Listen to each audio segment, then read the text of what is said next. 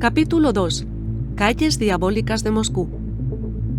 En los años 90 del siglo XX empezaron a llegar a las comisarías del centro de Moscú denuncias de personas desaparecidas, concretamente en los alrededores de Kropotkinskaya. Las autoridades empezaron a preocuparse. Las desapariciones se atribuyeron a operaciones de grupos de bandidos. Sin embargo, lo más inquietante era que nunca se encontraban los cuerpos de las personas supuestamente asesinadas.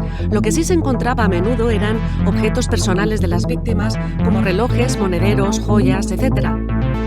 Las calles moscovitas de Prichyshchenka, Astoshenka, Valhonka y Sivtsev-Prashek forman parte hoy en día de una de las zonas más caras de la capital rusa. Pero son pocos los que saben que antiguamente esta zona era conocida bajo el nombre de Chertolie, lo que traducido libremente podría venir a ser algo así como lugar del diablo. Desde tiempos inmemoriales, la fama del lugar ha sido más que siniestra y se cree que estas calles están poseídas por una fuerza maligna.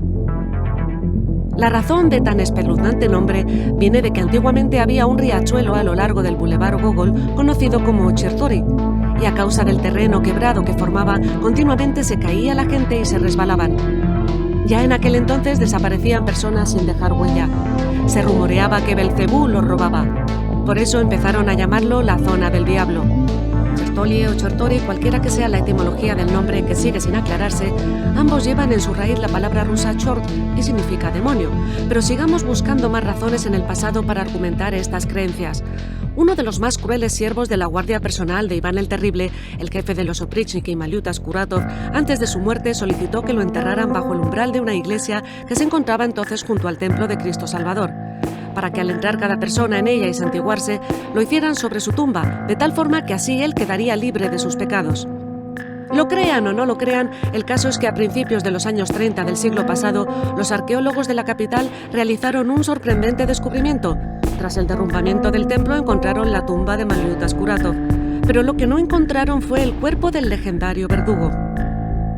En el mismo sitio, años después, se cruzó una vida paralela a la del Oprichnik, la del infalible verdugo del entonces NKVD o Seguridad del Estado, Olgin, que afirmaba que una extraña voz del más allá le indicaba dónde encontrar al enemigo y qué hacer con él.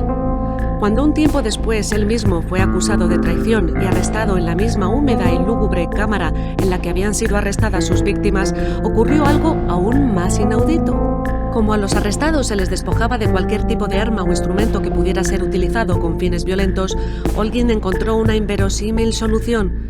Se cortó las venas con sus propios dientes y murió a causa de la pérdida de sangre. Pero aún más fabuloso resultó el hecho de que el cuerpo del suicida desapareciera misteriosamente de la celda de seguridad. Más tarde fueron muchos los que aseguraron que el fantasma de Olgin se aparecía a los familiares de sus víctimas en la zona de la que fue su casa, e incluso ahora se dice que es posible ver el espectro vagar por el callejón de Sivtsev-Prashek. En la zona del diablo se puede hablar de una rutina cíclica. Hubo tiempos en los que los acontecimientos misteriosos ocurrían continuamente. Concretamente durante los tiempos de la Oprichnina, durante la represión de Stalin y en los años 90 del siglo XX. En definitiva, en los periodos de inestabilidad. Los parapsicólogos consideran que los sentimientos negativos como el miedo o la ira abren el camino a las puertas del mundo paralelo y, por el contrario, las emociones positivas de los que viven en la otra realidad pueden mejorar la situación. Eso mismo ocurrió en 1547 después del atroz incendio de Moscú. Iván el Terrible trasladó a la zona del diablo el monasterio de Alexei para que rezaran por su alma. Los Oprichniki nunca tocaron el monasterio, que se convirtió en una especie de isla de bienestar dentro de la zona diabólica. Pero los signos del maligno permanecieron para recordar que vivir aquí seguía representando un peligro. Al zar Alexei Mikhailovich no le agradaba que en Moscú hubiera una calle con un nombre que recordara a Satanás, y en 1658 ordenó cambiarlo por el de Prichyshchenka. Al cambiar el nombre y durante el tranquilo reinado de Alexei Mikhailovich, los rumores de las fuerzas del mal reinantes en la zona quedaron relegados al olvido. Sin embargo, empezaron a surgir apariciones del otro mundo, aunque esta vez no para amenazar a la gente, sino para protegerla. Corría el año 1837 cuando el emperador Nicolás I decidió trasladar el monasterio de Alexei para construir un templo en honor a la victoria sobre Napoleón. A las monjas que lo habitaban, la verdad es que no les entusiasmó la idea del traslado y la abadesa superior se mostró algo reacia a la idea. Ordenó que la ataran con una cadena a un roble del monasterio y dijo: «Si se llevan el monasterio, me tendrán que llevar a mí también». Ante lo cual Nicolás I tomó una decisión poco condescendiente, ordenó arrancar el roble junto con la abadesa y trasladarlo. La priora, en su desesperación, maldijo el lugar y sentenció: «Nunca habrá un templo aquí, este lugar quedará desierto». Y por si hubiese quedado poco clara la maldición de esta, en cuanto empezaron a llevarse el monasterio, surgió de la nada un visionario que gritó: «Caerá una maldición sobre los sacrílegos, será siempre un lugar maldito, no existirá ningún templo, todo quedará bajo el agua y en lugar de la iglesia aparecerá una ciénaga». La guardia del zar intentó detenerlo, pero desapareció como si se lo hubiera tragado la tierra.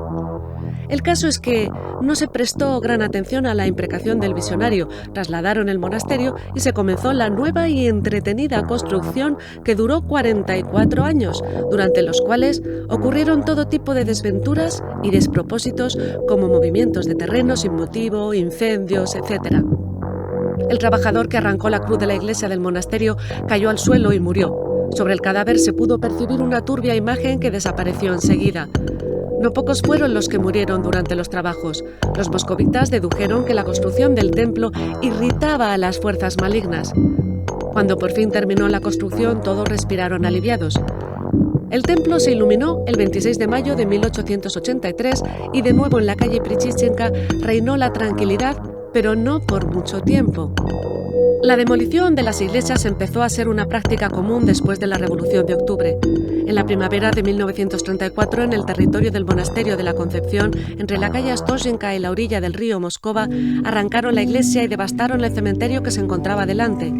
Inadmisible error que pagaron los tiernos escolares de un centro que se construyó sobre los restos del cementerio, pues en la escuela también ocurrían misteriosos accidentes y desapariciones.